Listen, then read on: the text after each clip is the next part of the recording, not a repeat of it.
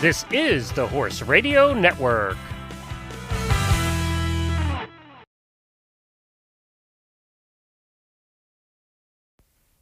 Welcome to Adulting with Horses, the podcast for weird horse girls, and the best place to be if you can't be at the barn. Put down the muck rake, turn up the volume, and let's have some fun.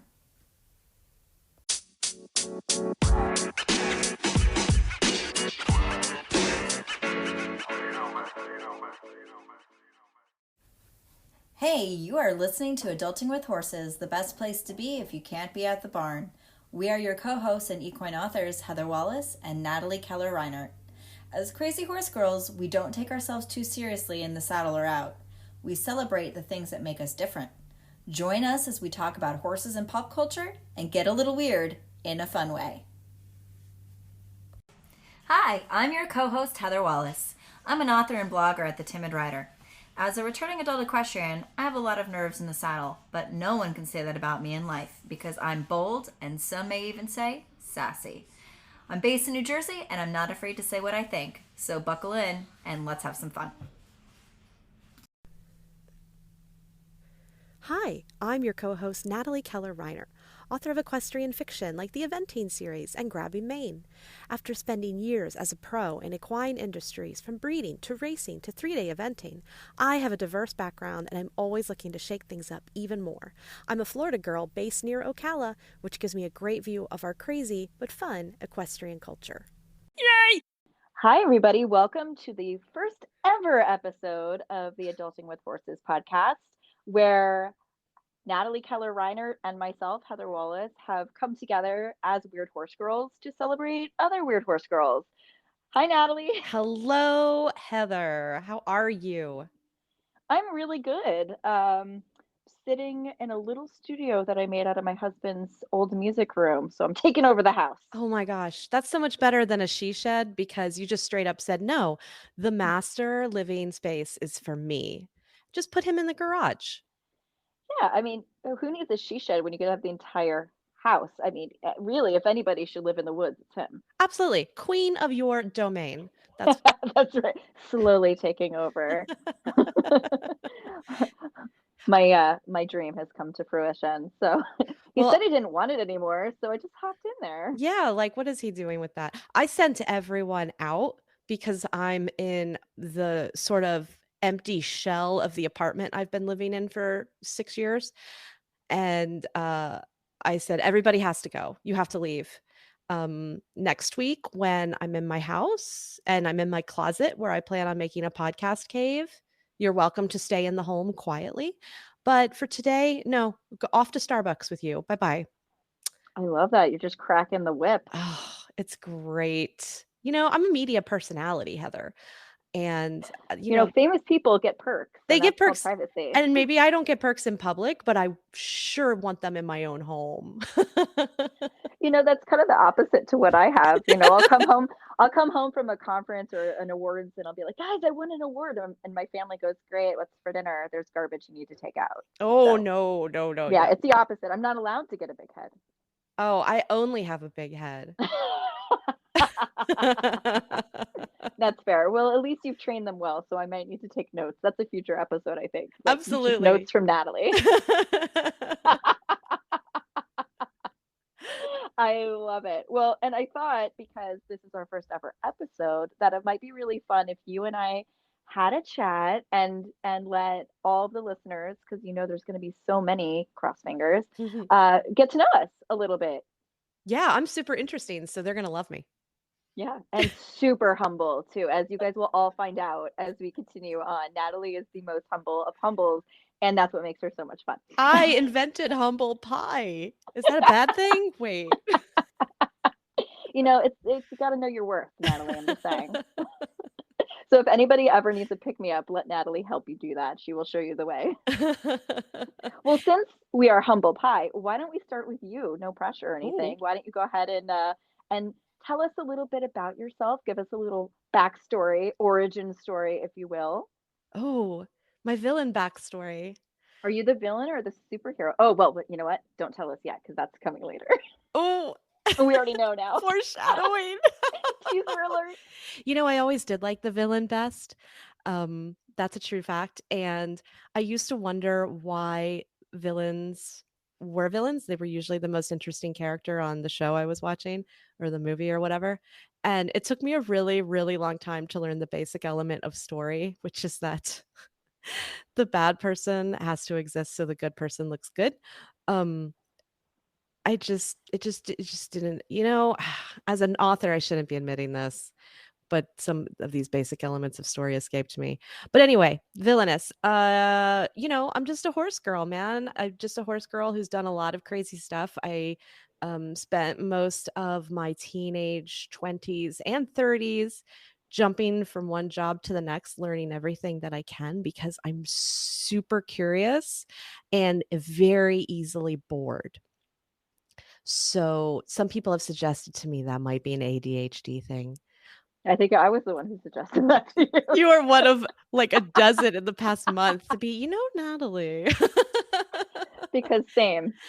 Yeah. So, a little bit of everything, man. I have been an event groom, an event rider. I have worked in horse racing. I've been a mounted officer in New York City. I have bred draft horses. Uh, and, just generally out there looking to learn absolutely everything I can. And then I am a novelist because I was meant to be an author. That was why I was born and put on this earth. Like I just tell stories. And so I just pour all of that into my books. And mostly that's what I do with my life is I just sit around and write stories. And you're based in Florida. I'm based so in that's Florida, which is that's horse country. yeah. I just moved to a farm in North Florida, about 45 minutes from Ocala.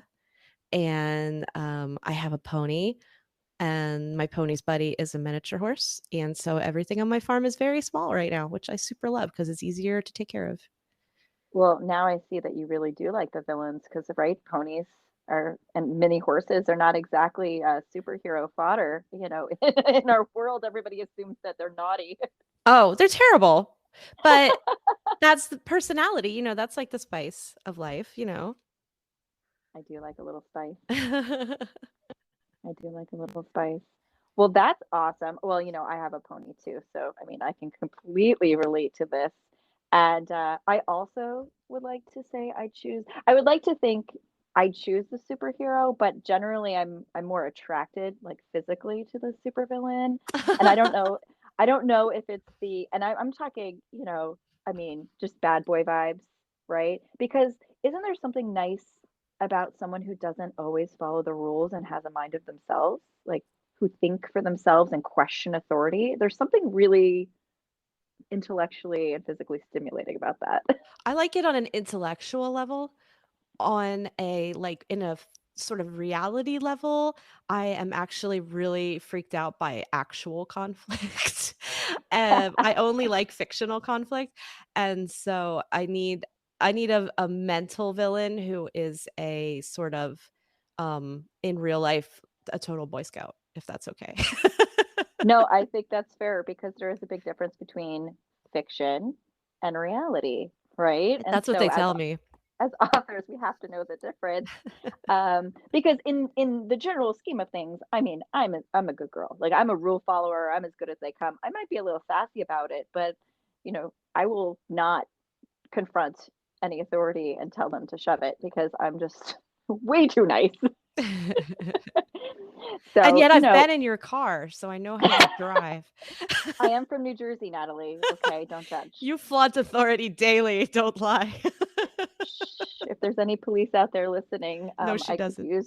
I can use a PBA card or something right about now. Well, yes, thanks for the opening. I live in New Jersey and I drive like it. I wish I rode a horse like I drive a car, but I do not, probably for the safety of everybody involved. I like to say I'm an aggressively defensive driver, right? I look for opportunities and I expect everybody else to try to cut me off. I mean, So the parking lot seemed innocent enough, but you still attacked it as if it it were needed a it motocross needed course. tire marks. Thank you very much. We had to do donuts. Well, I like to show off a little bit sometimes too, Natalie. Mm. inspire a little fear just so you guys don't talk back and hold on for dear life. In other words, you Uh, can rule a room. I mean, I'm not exactly a wallflower. I do, I tell people I'm an introvert and they're all like, no, I'm Mhm. sorry, it's not happening. And it's true. I do like to be the center of attention, but only on my terms. So there is that. Um, and of course, being in a house of three daughters and a husband and three dogs, uh, I get all of the attention, unfortunately, even when I don't want it Right. as the mother. So yeah, so I as we're introducing ourselves, I'm also a writer. I write nonfiction books primarily, although not for long. I will be doing a fiction book soon, but I have, a blog and I write all about confidence and mindset and encouraging other people through my story. And I have the horses that help me do that. So, bit of a timid writer, but apparently not a timid driver or anything like that. Thanks for calling me out. Well, the car doesn't Uh, spook. that is actually, a point that I always think of. It's like I trust my reflexes, but God knows what the horse is going to do at any given moment, right? For So real. I'm working on trust. That is my number one thing that I'm working on, and I found that my day job, working as an animal massage therapist, helps me do that because I learned to read animals really, really well. So I'm a work in progress, but aren't we all, Natalie? I don't know. I feel like I'm fully developed and a perfect human, so I'm not really sure. I'm exactly where I wanna be, girl. I'm gonna I would want to pop your little brain balloon, but like it's so endearing. I can't even. You It ever just heard of a makes me giggle. defense mechanism? Well, and I do the opposite. I kind of insult myself before other people can do it, and that's also something I'm working on. So I'm kind of the opposite of you, where I just tease and make fun of myself, so no one else can. I went straight for the pretentious vibe, and this goes back all the way to elementary school, and I have very specific reasons for it, but, I do recognize in myself that if I am at all uncomfortable, I will just, like, pretend that I am the only Nobel laureate in the room. But you know what? I think that's great insight because, like you have a people think you have ADHD. I am also along those same lines, and everybody, we all have trauma, right, from growing up, and it's a lot of times they say ADHD is actually a learned mechanism from childhood trauma. So, but everybody deals with it in a different way. You are hyper focused Yeah. and prolific, let's say, as I like to tease you about, and pretentious. And I am the opposite. I hide in my little shell, in my little bubble, behind cameras, behind in my little barn with the horses, and I pretend the world doesn't exist. Well, that makes us the perfect odd couple. It really does. And I think that's why you and I get along so well. We can try to meet in the middle and kind of pry a little bit out of the other.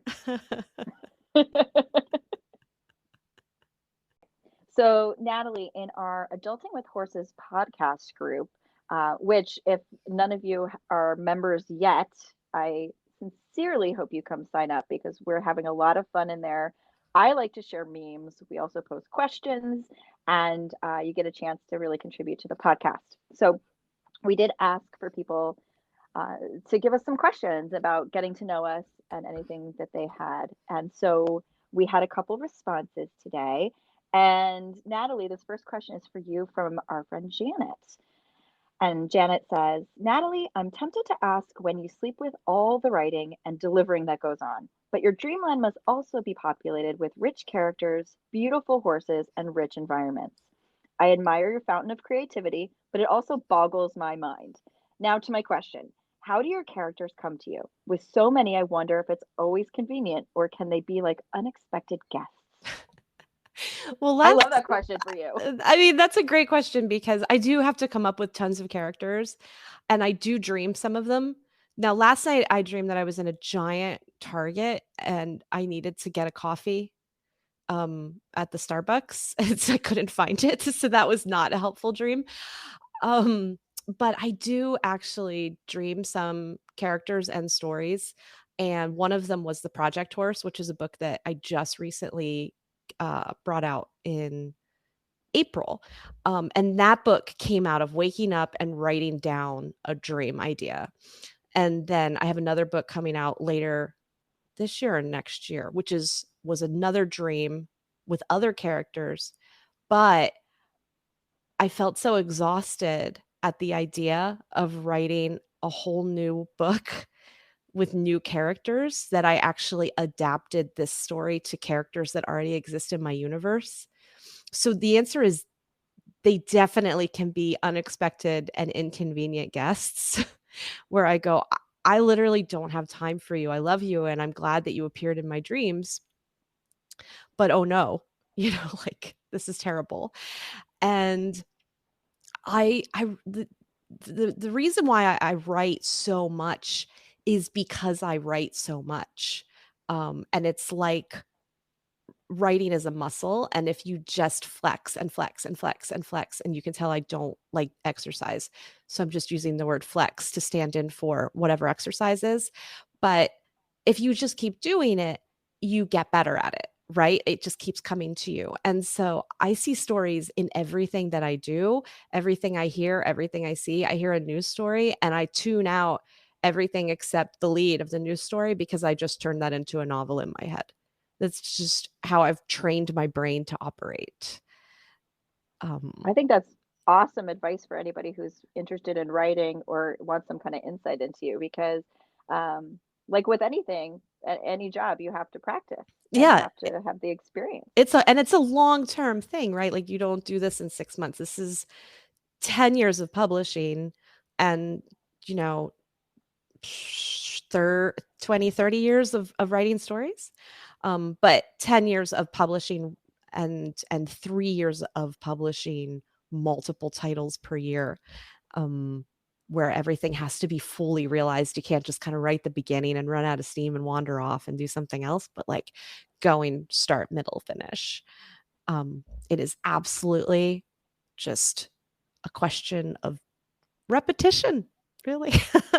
Well, and how often would you say, so how long does it take you on average to write a book?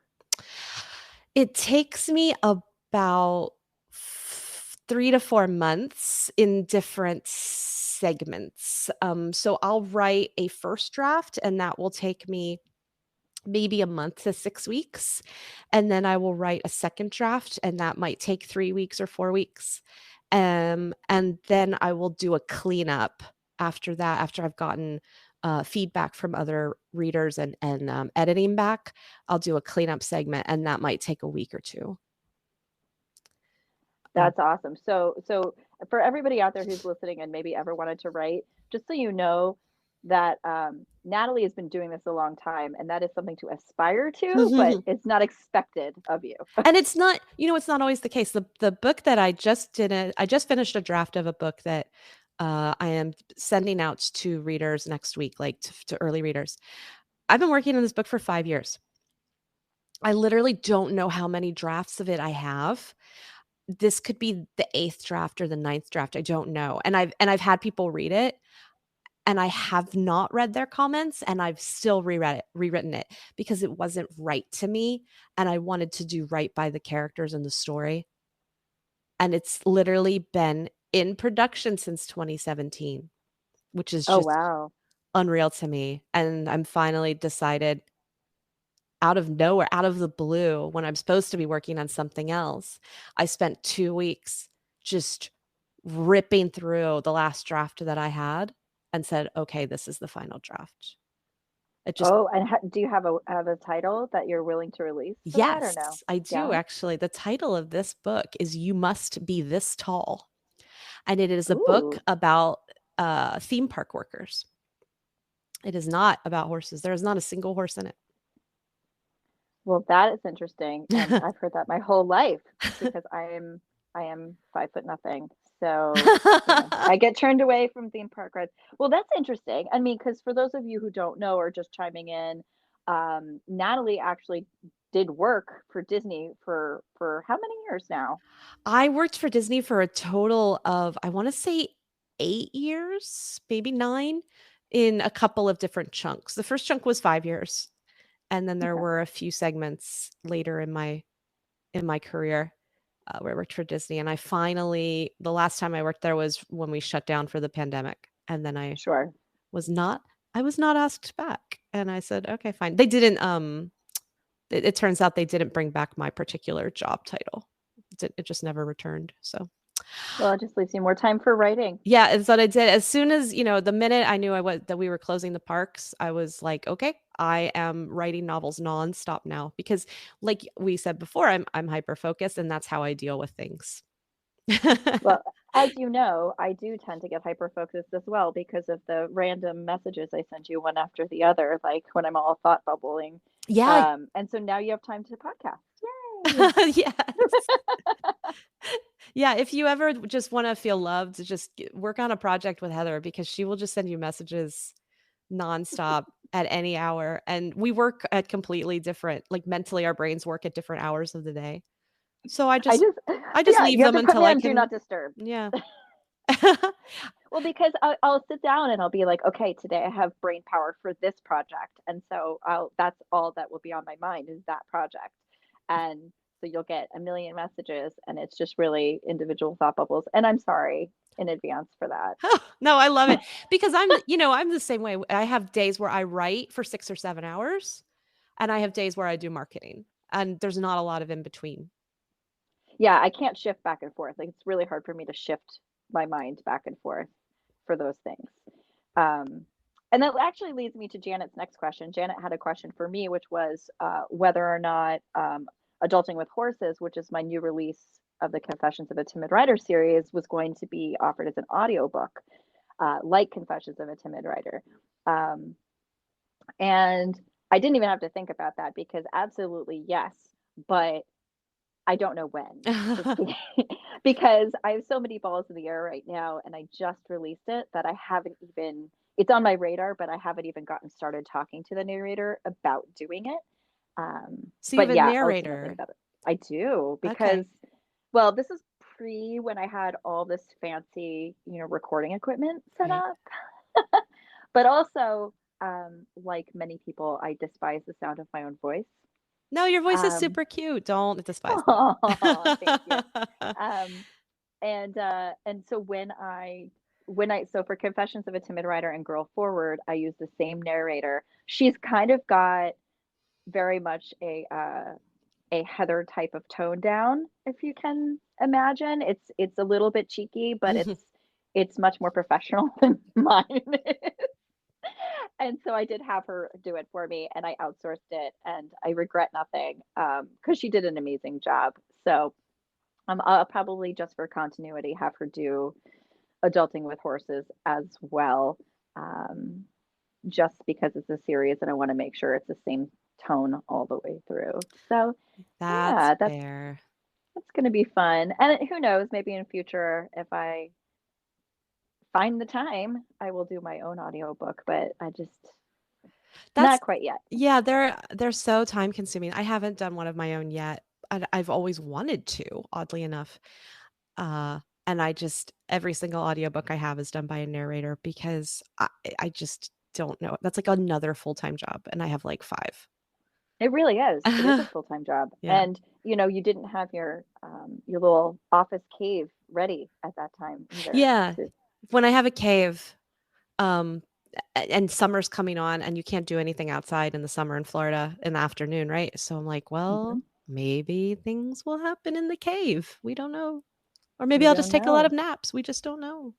Or maybe we'll just record some podcasts and really have a lot of fun with that. Or both. Or all of it. Who knows?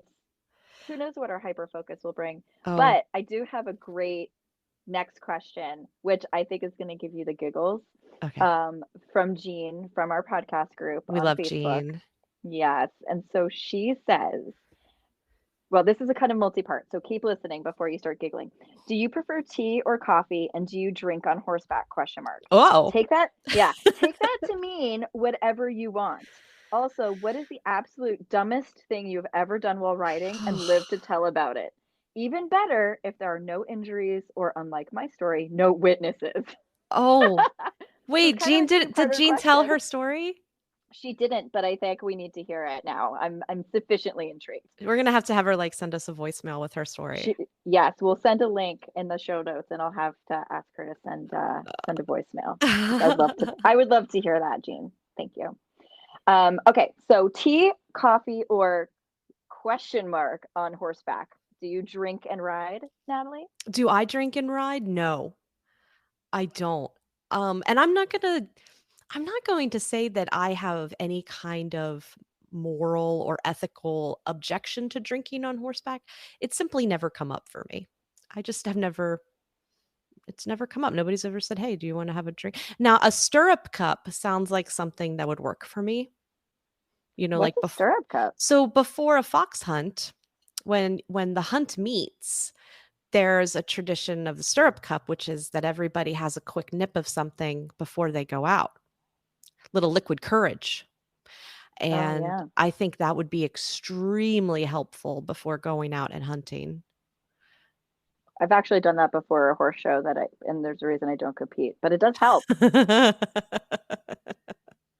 I don't recommend it after you haven't been having panic attacks for a week beforehand and don't have anything in your stomach, but it does help. Yeah, I would think it would steady those hands for sure. Yeah. So you're saying that you have drunk on horseback?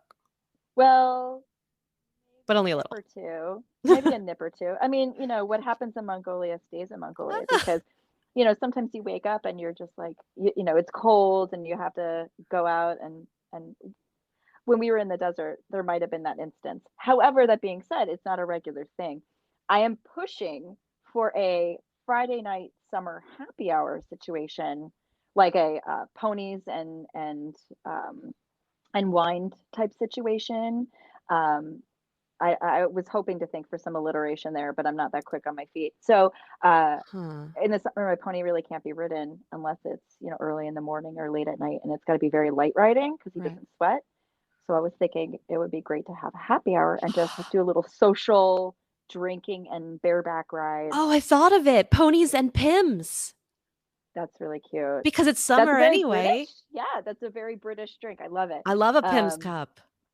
Yeah, see, thank you for the alliterative help. This is why I have you on. Yeah, I'm good at alliteration and alcohol. Yeah. And you can you are. And it's low, like it's a light, refreshing summer. It's just a hint of alcohol. It's not like you're having martinis or something. Exactly. And then as a quick aside, I do have to say we had a really funny experience in my barn this week. So I pulled out the Guinness for my pony. Okay. So for those of you who are not aware, because Natalie, are you aware about beer for horses? For non-sweaters? Correct. Yes. So my pony doesn't sweat. He has anhydrosis. And so every summer I bring out the Guinness, and it's got to be Guinness because of the fermentation, blah, blah, blah. I don't know, but he absolutely loves it. And my barn owner is a good friend of mine. Her husband kept hearing that he had beer in the summer and he couldn't believe it. So the other day I brought it to the barn and I rolled in my little cooler and I said, Joe, hey Joe, do you want to come and see my pony drink his beer? And he goes, absolutely, yes, I do. And he caught it on video and he goes, wow, he's really guzzling it down. and then he goes, look at him, he's got a beer mustache. Look at you. And it was so funny. It really made me giggle because like I'm used to it by now, but this was like the biggest deal in Joe's life that day at least.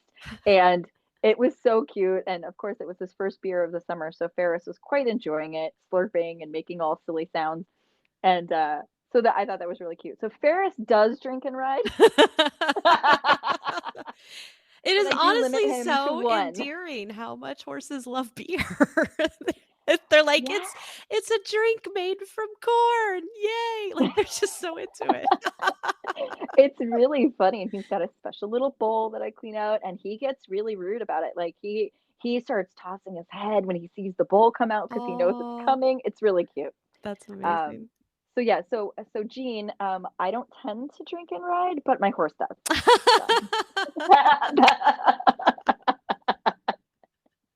Well, and so the second part of her question was, what was the dumbest thing you've ever done while riding and lived to tell about it?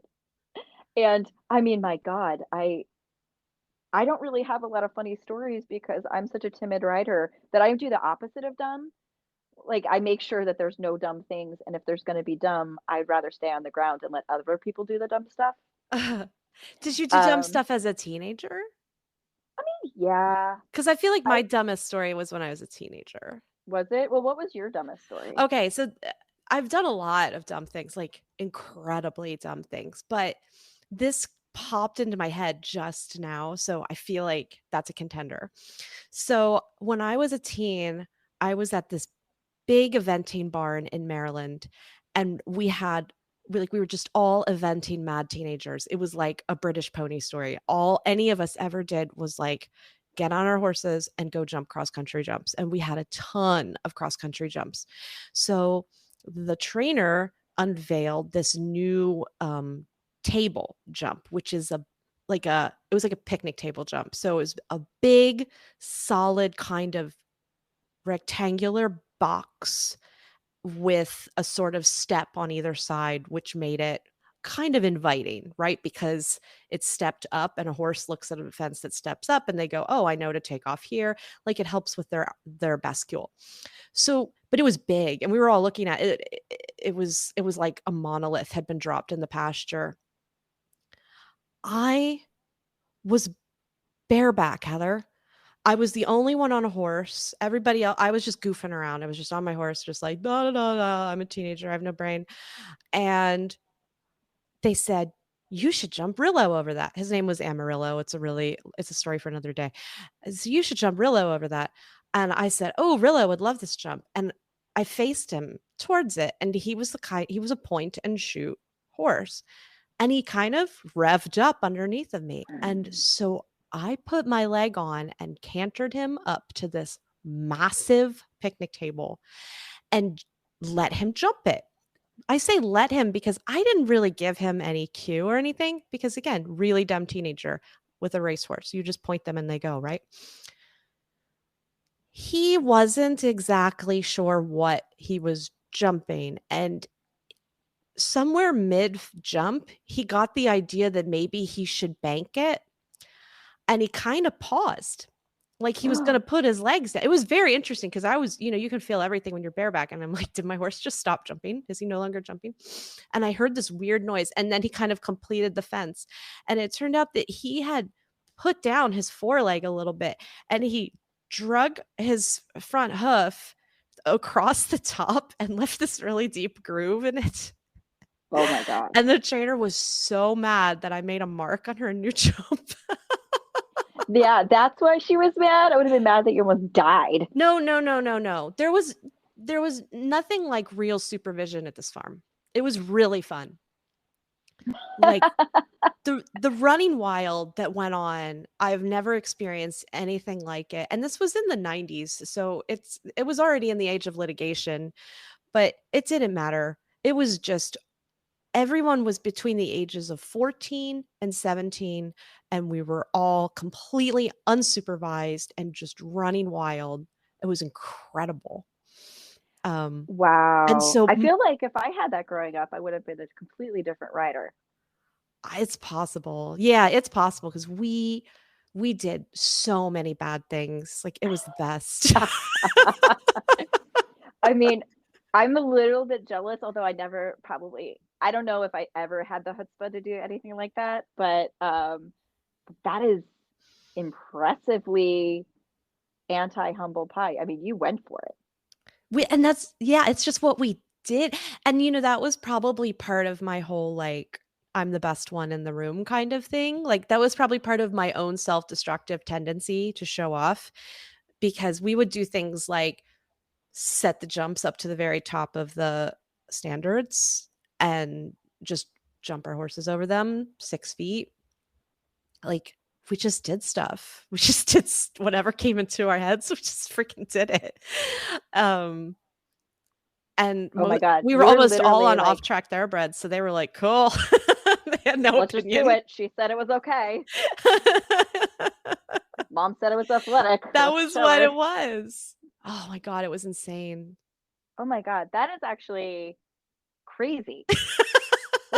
like that is like the opposite. You're the anti-Heather. Like you're the anti-timid rider. Well, I was, but I was Because 16. wow. I mean, I was I know. 15, actually. I mean, I was a completely different person. I know, but like I'm looking back and I'm like, I mean, yeah, I galloped and I did all these fun things. I mean, but I was at such a regimented like performance barn that we weren't even allowed to tack up our own horses. I didn't learn how to cinch a horse until I was in my 30s. That's incredible. So I don't have that experience. And I've ridden. I mean, hmm, I guess the dumbest thing I ever did, if we're gonna think about it, being like a warrior that I am, was get on a racehorse, like a Mongolian racehorse. Oh, yeah, that was And dumb. You shouldn't have done that. that was dumb. And then I got dumber because there was all these, so we were at base camp and they surprised me, right? So my friend Camille, who was the founder and director of this ride, she goes, "Oh, Heather, are you wearing good shoes, you know, for the," because I was taking photos. I was like, "Yeah, I'm ready." She goes, "Okay, cool, cool, cool." We get outside, she hands me a horse. She's like, "Don't say no, just get on." What? So she knew that if I had time to think about it, I'd panic, right? And come up with an excuse of why I couldn't do it. And she even had one of the nomads come and grab my camera, so I couldn't say, I couldn't say a thing. And the problem with the footing at the base camp was that it was filled with marmot holes. So they're small rodents, and so it's like having like 1,000 gopher holes. And so these horses, you had to avoid the holes because the horses would trip and fall. It was extremely dangerous. Plus, the And horse could just, like, take off across the endless steppe with you, right? it was a race horse, like that they take to Nadam in the summer nomad games and they race and they go, "Don't worry, he's quiet." And I said, "Okay, but I don't think you know like what a timid rider is." And they were like, "No, no, no, he's quiet. I don't We think put they a have child on him." the word timid is probably not in their language, like, they don't Oh, even definitely have not. Definitely not. I mean, the jockeys are 6 years old. So Oh. like putting a child on a horse is not make me feel better in any way, shape, or form. But then it got worse. So I don't know if this was dumb or if I just was so incredibly embarrassed. I'll say embarrassing was then the head vet, he then led me like a child. I Oh. swear he grabbed my bridle and he rode next to me and he had all the other nomads riding next to me and he was so afraid that I'd put leg on this horse and the horse would take off that he just held me. And then I felt so dumb and I felt so, I mean, it was sweet. He was trying to protect me, but I was like, "Oh my God, this is what they think of me." Like, Well, look at it like this, though, at least he ponied you and he didn't walk you from the ground like you were at a petting that's true. zoo. He did pony me. That's true. Oh my God. It was so embarrassing. And then so luckily at the end of the ride, we have an officials race. And by that time I've been watching people ride all week and I'm so jealous, right? And so they ended up putting me on a different horse. One of my favorite nomads gave me his favorite horse. And and I galloped that horse by myself, thank you very much, across. And I galloped against, you know, the head vet and the other officials and everything like that. So I redeemed myself, but I mean, getting on a horse I don't know with no fences, and it's a racehorse. I mean, that's probably the dumbest thing I've ever done, but I think I was just mostly embarrassed. It also illustrates that there's a really fine line between being dumb and having the adventure of a lifetime. Yes, You because I really regret nothing. Right, exactly. Um, I would have regretted it if I didn't get on the horse. yeah, you would have always been like, "Oh, yeah, I could have done this and I didn't." People would say, "Did you ride horses in Mongolia?" You'd be like, "No, I just took pictures of them." I know, right? Yeah, so That would have been really upsetting, I think. So I'm the glad that I, risk reward yeah. ratio. But they, you know what they didn't do? They didn't give me any vodka beforehand. That would have been nice. What do they drink? They drink arag, which is Oh, fermented mare's milk, and vodka is very popular. It's cheaper than water out there, so there's a lot of alcohol available. wow. Yeah, And what's but I could arak have used like? a shot. Did you have arak? Arag tastes disgusting. Um, I know some people that absolutely love it and swear by it. And it's an insult if you don't take it. Like this is very much a cornerstone of their diet. It's Mhm. filled, according to them, with vitamins, probiotics, and things like that. They give it to their children. I mean, it is interesting, and it tastes like sour milk. And I'm lactose intolerant, Oh, so it was just not a good idea in general. So every time they would fill my cup, I would hand it to someone surreptitiously. And so I got a lot of people drunk that couple of weeks. Yeah. So I do not recommend, but if you get the chance to go to Mongolia and a nomad invites you into their home and you see a sheep or a goat on the floor and they offer you food and an arag, please take it because they don't have a lot and they really love company and to share what they have. So I didn't want to be rude, but it was pretty crazy. So maybe that was the dumbest thing I ever did was try Mongolian food while lactose intolerant. Maybe. And that's really good to know because Mongolia is very high on my list. And I'm not lactose intolerant, but I'm not super into milk either. So, Well, if you ever go, let me know. I have a lot of cheat sheets for you. And who knows, sometimes, I mean, I would love to go back and I have some out there. So it would be ooh. very cool. Very cool. Just making plans. Sounds good. Okay, so on this episode's Pop Corner, we're talking about things trending in the horse world. And with the Triple Crown happening recently, we're going to be talking, or the not Triple Crown, we're going to talk a little bit about Rich Strike and what happened with the Outrider horse during the Kentucky Derby. Oh, the Natalie. Outrider. Yeah. Yeah. Well, I mean, we could talk about, I just think Rich Strike in general, I mean, this is a horse that wasn't supposed to race, got put on the docket that morning because of a horse that got pulled and went from, he was what, 89 or something to He one was, odds? yeah, like 80 to 1. Something like insane. And so that is a pretty amazing thing. But then, of course, we have him all amped up after the event as well. So, Natalie, did you watch this at all? I did watch it. Yeah, I was standing on a street corner in High Springs, As you Florida. do, Natalie. Wow. Oh my goodness. Yeah, I stand on the street corner and I say, "Hey, baby, you want to watch a horse race with me?" And I hold up my phone. Very Twin sexy. Spires, baby. No, I mean, we were gonna watch it at a brewery, and then the brewery had like every single human in North Florida at it, and I don't even think it had the horse race on. So we were walking to a sandwich shop and it was on. So we watched it on, we always watch everything on Twin Spires because we don't have cable. So we watched it on our phone and it was like, oh my God, there goes the long shot that was not in the race until this morning. Okay. But that to me is like, that's the essence of the Kentucky Derby to me. My personal approach to the Kentucky Derby is to never think about it and not care because it's such an outlier race.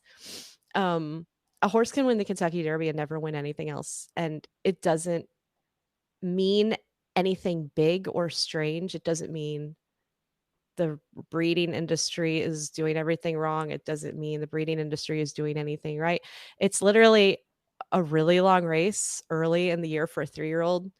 And and 20 horses go into it, which so everything about it, every variable about the Kentucky Derby makes it sort of irrelevant to every other race in the United States, in my opinion.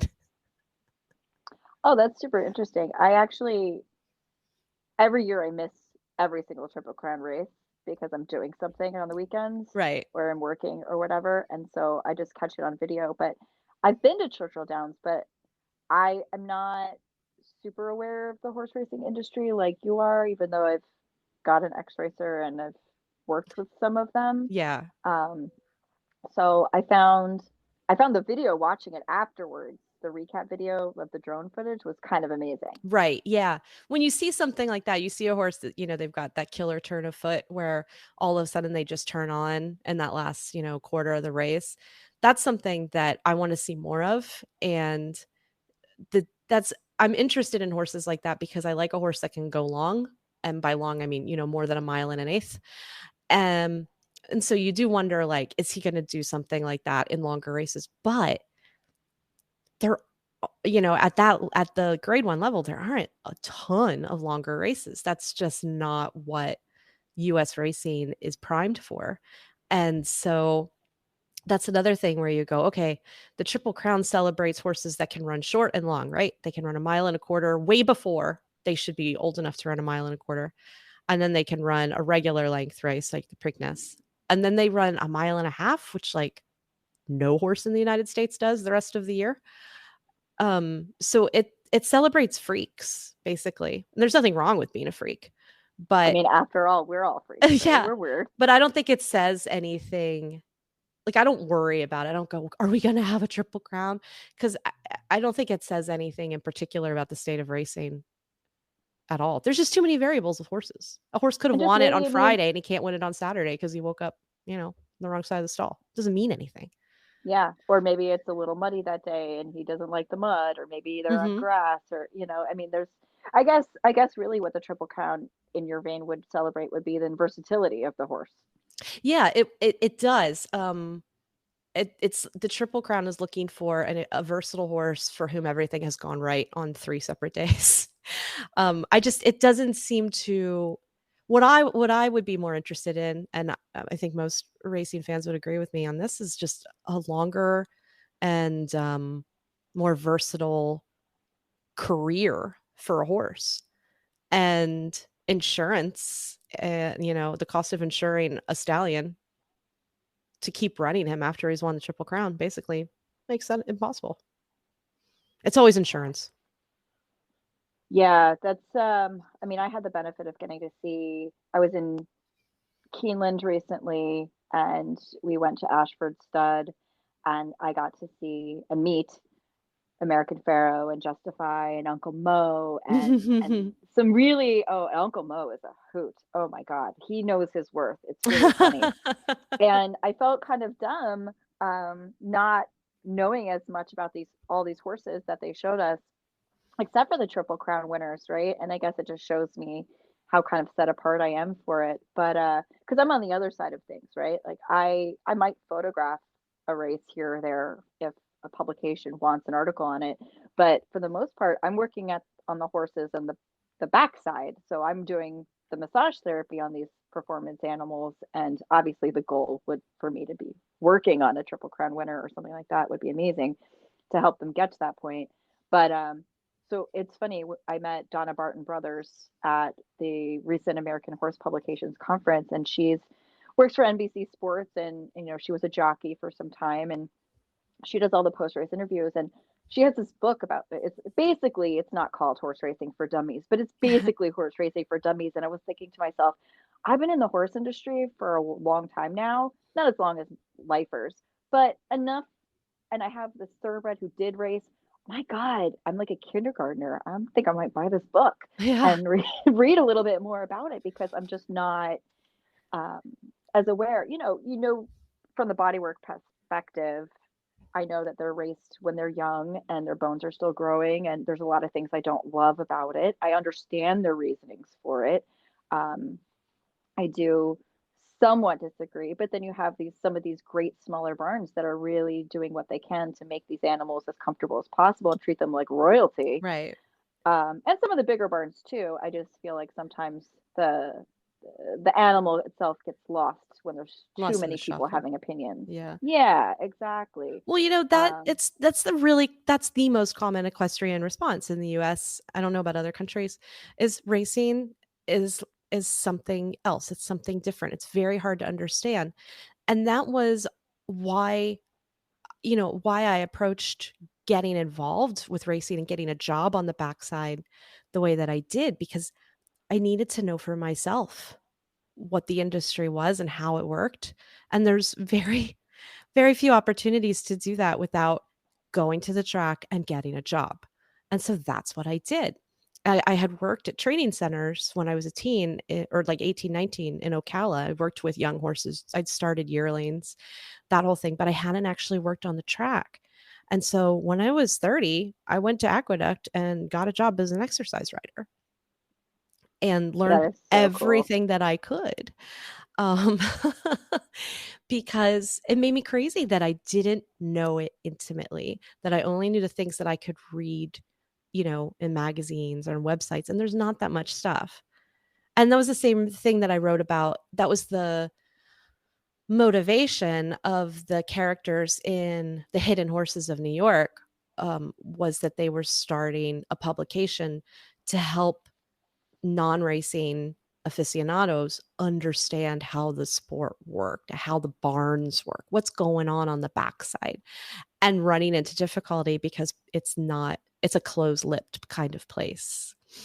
It is very much a closed community, and Right. it is hard to get in. And it's funny because so many people have these opinions about the horses or the horses' welfare, but they don't actually see how the horses are taken care of or what their regimen is like or Mhm. the affection they receive. And so Or the it's science even behind, things correct. like starting horses young. There's science to support these things, and I'm not saying that I'm a huge supporter of 2-year-old racing because I'm not.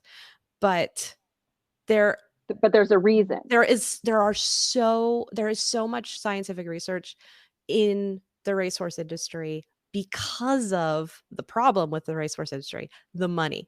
And we all benefit. Every single horse person benefits from the money invested in racehorses, whether we like it or not. And so it not only behooves us to know as much as we can about it and make really informed decisions, but it would really behoove the racehorse industry to help educate beyond the human interest stories or beyond, you can dress up and bet. I think that's a good point. When I was at Keeneland, we did a tour, and as some of us, as horse professionals, were asking to go on the backside, we were asking to go to the barns and see because we were able to do the regular tour and we were able to see the horses breezing and exercising. Mhm. But we wanted to see the behind the scenes stuff that people don't normally get to see. And they were very particular about not allowing any of the media to do that. And I understand there's liability. I understand that there's privacy. But I think if someone were to take on that onus and to say, listen, this is horse racing, this is horse racing, and show us exactly, I think you'd have a lot more supporters of it. And I Yeah. think you'd have a lot more, because even my husband says, I'm shocked that you would take the girls to go to our local track, which is Monmouth Park.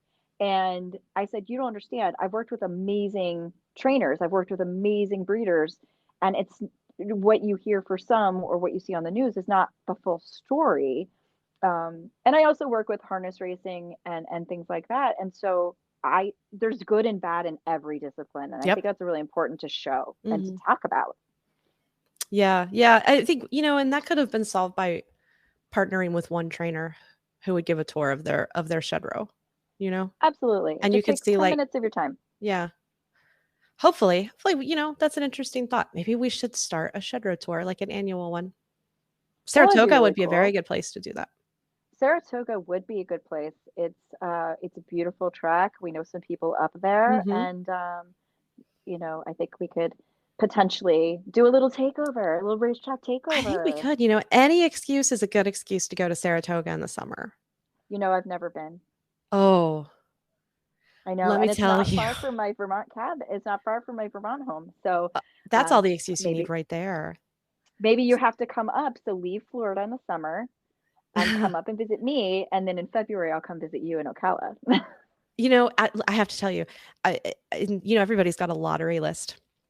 They win the lottery. My lottery list, the first thing on my lottery list is not a huge farm in Ocala. It is a very nice house in Saratoga Springs proper.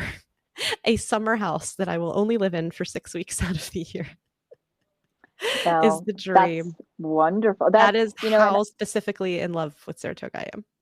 really. Yeah, it's So amazing. I think we might have to make a date. We might have to do a podcast live from Saratoga maybe I'm this summer. 100% in.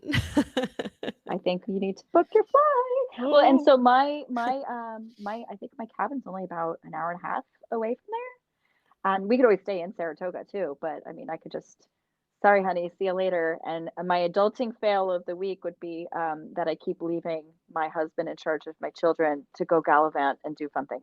Is that really a fail? That sounds like an absolutely correct use of your time. It's a brag. I'll be honest. My husband hasn't lost his mind about it, but he came to me yesterday and he said, a lot of my coworkers are wondering exactly why I put up with this. And I said, don't question it. Just, you're doing great. Yeah, it's important to be different and stand out. So be the nice guy at Oh, work.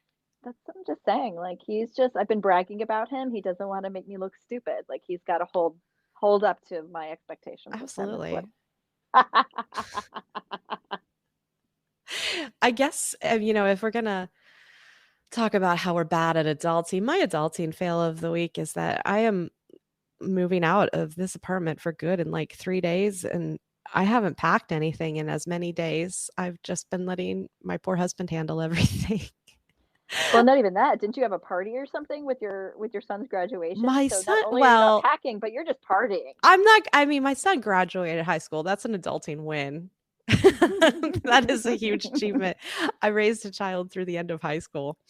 So he deserved a little bit of a party for that. And so did you. It's not easy to raise a child. Oh, that's an understatement. I'm the queen of them. And he was, and he was in really rigorous programs, and he's very tired and ready to sleep for the rest of the summer because it was, it was a rough 4 years. He spent one of it entirely digital and dealt with all the hybrid and back and forth and Zoom classes and things like that. And he graduated in the top 10% of his class. That's huge. That's an adulting win. I think you have an adulting win. So screw the packing and the moving. You have an adulting win of the week now. Yeah, I'm gonna slide on that for the rest of the week. Yeah, I think that's the perfect way to end this episode. Heather has an adulting fail, but it's secretly a win. Wink, wink, nudge, nudge. And you're adulting for the win, raising a child, sending him off into the world, a better human being than hopefully he started. Hopefully. Well, I think that is a fantastic closing for this week's episode. Natalie, it's been so much fun, as always, talking with you. And thank you for being so not pretentious this entire conversation. I've really. Well, Heather, you make it easy. What can I say? Well, I am pretty awesome. See, look, it's the pretension has shifted to me. No, it's always so much fun hanging out and talking. And for all of you out there who are listening, we hope you enjoyed this episode, and make sure to subscribe to our podcast everywhere where podcasts drop and on the Horse Radio Network, as well as joining our Adulting with Horses podcast Facebook group, where we have quite a bit of fun. Yes, please come. Heather puts memes that are way too on the nose, and I feel deeply shamed, but also deeply amused about my life as a weird horse girl. It's fantastic. I like to keep it going. I like to make everybody laugh, and I like to laugh mostly at myself. So come join and laugh at me with me as well. You